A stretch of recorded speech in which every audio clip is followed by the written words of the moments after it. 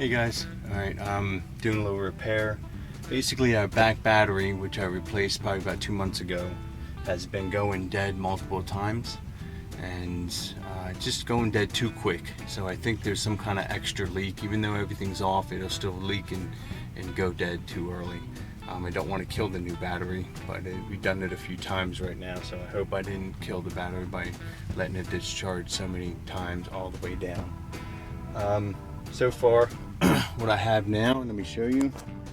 I have this container pulled out. This is a Road Track 2003. I disconnected this one battery terminal to see what was going on. But another thing I can show you is I just take my meter and I put it to current. I have everything turned off. Once I get around this one, there is some kind of flow going through this, and I'm not sure why that is. I went down here, opened this up, went through every fuse, took every single one out, and still that current was being pulled off, so I knew something was wrong. I took this white wire off, I took this black wire off of the battery, and I read voltage. I was reading 6 volts. So it led me to believe that there was a second battery. I went underneath and I found a little metal compartment. Once I took a flashlight, I looked up into the side corner and I noticed the battery was there, so I knew there was a battery there. So I went up here and found the compartment. Then I took this up here. I had to take a couple screws out. This is where I keep my tools and everything. But let me see if I can put a light on. Alright, now if you see back here, I have an inverter. Let me move my tools. And back in this corner, I had no clue, but I traced this wire back and see how it goes through this hole here? And this one goes through this hole.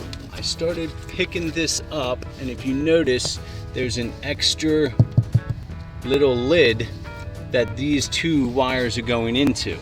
And the more I figured out that this lid comes off. Once this comes off, there's a compartment underneath of it. And in this compartment, you have another battery that looks just like this one. It's a marine battery. They're not too expensive. It cost me about $120 to replace. I took out these extra screws here. There's one here, one there, up here. And then I took that lid off. Had to maneuver it just around these 2 big wires that are coming from this battery, and they're running in parallel to this battery. So I took that cover off, took the battery out, unhooked the leads, and then bought a new battery for about $120. Okay, so that's essentially it, guys. I'm gonna put these back.